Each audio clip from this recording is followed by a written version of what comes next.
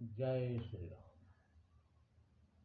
ओम वक्रतुंड महाकाय सूर्यकोटि समप्रभ निर्विघ्नं कुरु मे देव सर्वकार्येषु सर्वदा। राम कीन्ह चाहि सोई होई, करे अन्यथा अस नहीं कोई। प्रभु श्री राम दया के सागर, करुणा निधान, जिनकी लीला अपरंपार है। प्रभु अनुज लक्ष्मण के साथ माता सबरी से विदा होकर चले जा रहे हैं। कई दिनों से प्रभु स्नान ध्यान शुद्ध बुद्ध सब खोए हुए हैं। विरह में इस प्रकार परेशान व्याकुल हैं। अचानक एक तालाब प्रभु को दिखा।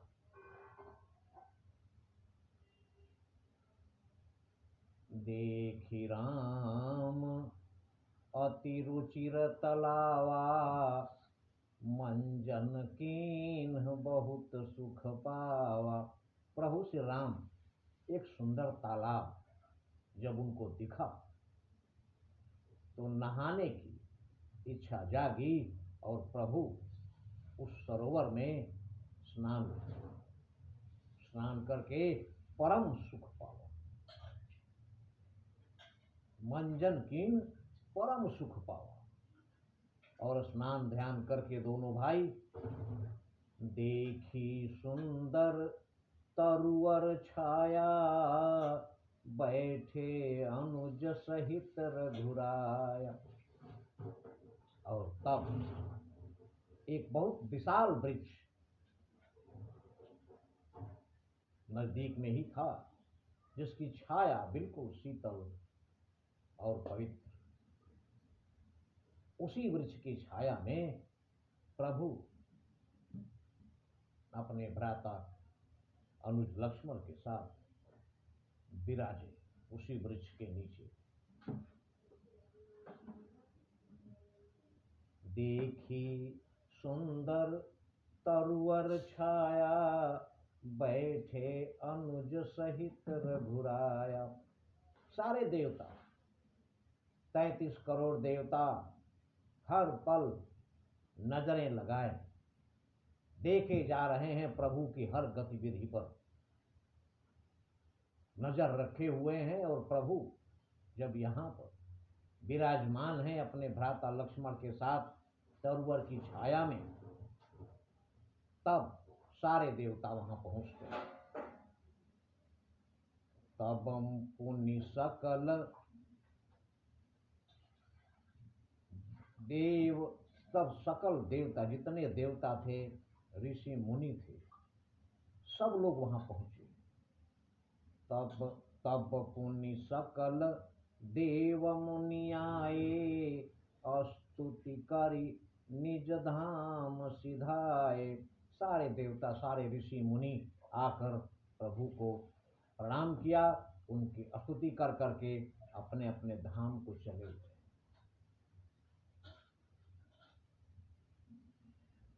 उसके बाद प्रभु बहुत प्रसन्न है। आज स्नान ध्यान हो गया है, बिल्कुल शांत मन है। बैठे परम प्रसन्न कृपाला। प्रभु श्री राम को परम प्रसन्न कभी नहीं कहा जाता, लेकिन आज परम प्रसन्न है। बैठे परम प्रसन्न कृपाला, कहत अनुज सन कथा रसाला। अपने अनुज लक्ष्मण जी के साथ तरह तरह की कथाएं कहते हुए प्रभु बिल्कुल प्रसन्न थे। लेकिन विरहवंत भगवंत हैं, विरह में परेशान है प्रभु श्री राम। ये बात कैसे कोई भुला सकता है। विरहवंत भगवंत ही देखी। सब लोग देख रहे हैं, सारे देवता ऋषि मुनि, लेकिन कोई ऐसा विशेष व्यक्ति है जिसे बहुत कष्ट हो रहा है प्रभु को वन में भटकते हुए देखकर। और वो कौन है जिसके कारण प्रभु की ये दशा हो रही है? इस दशा का, इस हालत का जिम्मेदार जो व्यक्ति है वो बहुत दुखी है आज। और वो व्यक्ति कौन है? बिरहवंत भगवंत ही देखी, नारद मन भासोच विषेखी। देवर्षि नारद के शाप के कारण ही भगवान ये लीला कर रहे हैं। देवर्षि नारद बहुत दुखी हैं, बहुत परेशान हैं। बिरहवंत भगवंत ही देखी, नारद मन भा सोच विषेखी। नारद जी के मन में बहुत दुख हुआ। कह रहे हैं कि मोर साप करि अंगीकारा, राम सहत दुख नाना भारा। रामचंद्र जी मेरे शाप को स्वीकार करके इस वन में इतने घोर कष्ट उठा रहे हैं, नाना प्रकार के कष्टों से जूझ रहे हैं, सिर्फ मेरे शाप के कारण। और तब कहते हैं, देखी हूं अब मैं जाऊंगा प्रभु के पास। ऐसे प्रभु ही बिलोकऊं जाई, पुण्य न बनी ही असयव सरुआई। नारद जी कह रहे हैं कि ऐसे प्रभु को आज जाकर मैं मिलूंगा, उनका दर्शन करूंगा, क्योंकि आगे दोबारा ऐसा अवसर मिलेगा नहीं जब प्रभु एकांत में अकेले बैठे हों। इसलिए इस अवसर का लाभ मैं जरूर उठाऊंगा। इसके बाद यह विचारी नारद कर बीना, चले जहां प्रभु सुख आसीना। ऐसे विचार करके नारद जी हाथ में बीड़ा लिए हुए वहां चले जहां प्रभु सुखपूर्वक विराजमान। गावत रामचरित मृदुबानी, रामचंद्र जी के चरित्र का गुणगान करते हुए नारद जी अति सप्रेम बहुभांति बखानी, अनेक प्रकार से प्रभु के नाम का गुणगान करते हुए नारद जी वहां पहुंचे। और जैसे ही प्रभु के सामने पहुंचते हैं, साष्टांग दंडवत। एक शब्द आता है दंडवत। दंड का मतलब है लाठी, डंडा। वत, अगर लाठी को सीधा खड़ा करके छोड़ दिया जाए तो बिल्कुल सीधी जमीन पर गिरती है। उसी प्रकार जो इंसान किसी के सम्मान में सीधा जमीन पर गिरता है उसे कहते हैं दंडवत प्रणाम। आजकल दंडवत प्रणाम का तरीका बदल गया है। लोग झुकते हैं, घुटने मोड़ते हैं, फिर बैठते हैं, उसके बाद लेटते हैं। ऐसा तो दंड करता नहीं है। डंडा तो ऐसा नहीं करता कि झुक करके प्रणाम करके फिर दंडवत करे। लेकिन मन में विश्वास नहीं है, मन में भय है कि अगर मैं साष्टांग दंडवत करता हूं तो मेरा मुंह फूट जाएगा, चोट लग जाएगी। ऐसे व्यक्ति को दंडवत नहीं करना चाहिए जिसके सामने आप भयभीत हैं, आपको विश्वास नहीं हो रहा है कि दंडवत करने पर जिसका आप दंडवत कर रहे हैं वो आपकी रक्षा करेगा। ये उसकी जिम्मेदारी है कि अपने सामने दंडवत करने वाले को चोट ना लगे। लेकिन इतना सिद्ध बहुत कम लोग हैं, और उनके सामने जब आप पहुंचेंगे आपको जरा सा भी भय नहीं होगा कि हमारे दंडवत करने पर हमें चोट लग जाएगी, क्योंकि वो इस लायक हैं कि आपको चोट लगने ही नहीं देंगे। आप बेखबर होकर उनको साष्टांग दंडवत कर सकते हैं। इसी प्रकार नारद जी प्रभु श्री राम के सामने हैं और प्रभु के आगे क्या कहना है। सीधा प्रभु श्री राम के चरणों में धड़ाम से नारद जी गिरते हैं, और जैसे ही गिरते हैं प्रभु उनको जमीन पर थोड़े जाने देंगे।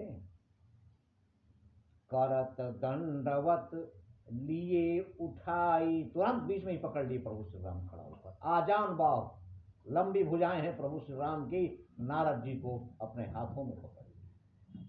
करत दंडवत लिए उठाई, और उठाकर अपने हृदय से, लिए हृदय बहुबार लगाई, अपने हृदय से बहुत देर तक प्रभु श्री राम नारद जी को लगाए रहे, छोड़ नहीं रहे, चिपकाए हुए अपने हृदय से नारद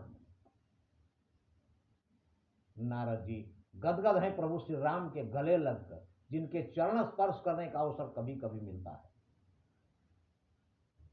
वो उनके हृदय से लगे हुए हैं। ऐसा अवसर नारद जी के जीवन में कभी आया नहीं दोबारा से, इसलिए बहुत प्रसन्न है। उसके बाद कुछ देर बाद प्रभु स्वागत पूछी कुशल बैठारे, कुशल क्षेम पूछा नारद जी से प्रभु श्री राम ने। स्वागत, स्वागत का मतलब कुशल, स्वागत पूछी निकट बैठारे,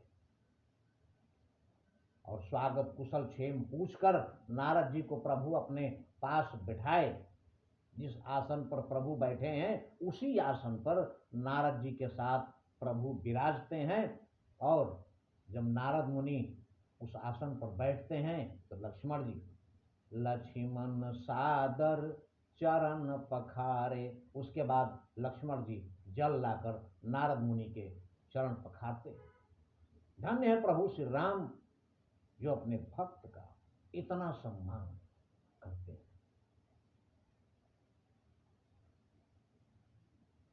उसके बाद नारद जी गदगद हैं, और उसके बाद नारद जी विविध भांति विनती करी, प्रभु प्रसन्न जी अजानी। बहुत प्रकार से प्रभु श्री राम की नारद जी विनती करते हैं, स्तुति करते हैं, और प्रभु को आज अति प्रसन्न जानकर नारद बोले बचन तब जोरी सरोरुह पानी। नारद जी अपने कमलवत हाथों से दोनों हाथ जोड़कर प्रभु श्री राम से कह रहे हैं। क्या कह रहे हैं प्रभु श्री राम से, ये हमारे अगले वीडियो में, किंतु प्रभु की भक्ति में इस प्रकार लीन हो जाइए जिससे आपके मन की सारी शंकाएं, सारी चिंताएं, सब कुछ आप अपने प्रभु को समर्पित करके बेखबर हो जाइए। वो आपकी हर एक समस्या का समाधान अवश्य निकालेंगे, क्योंकि जब तक इंसान इंसान के सहारे बैठा है भगवान उसकी मदद क्यों करे, और जब भगवान के सहारे बैठोगे तो भगवान का फर्ज बनता है आपकी सहायता करने का। बहुत प्रकार से तरह तरह के डॉक्टर वैद्य से लोग दवाइयां लेते हैं मनुष्य, लेकिन फिर भी रोग से मुक्त नहीं होते। लेकिन खग मृग बसत अरोग बन, पशु पक्षी जितने भी हैं जंगल में, वहां तो कोई डॉक्टर होता नहीं। तो खग मृग बसत अरोग बन, कोई रोग व्याधि उनको नहीं होती, क्योंकि हरि अनाथ के नाथ, भगवान अनाथों के नाथ हैं, जिनका कोई नहीं उनके भगवान। इसलिए प्रभु श्री राम को हमेशा याद रखें, क्योंकि नहीं कलि कर्म न भगति विवेकु, राम नाम अवलंबन एकु। जय श्री राम।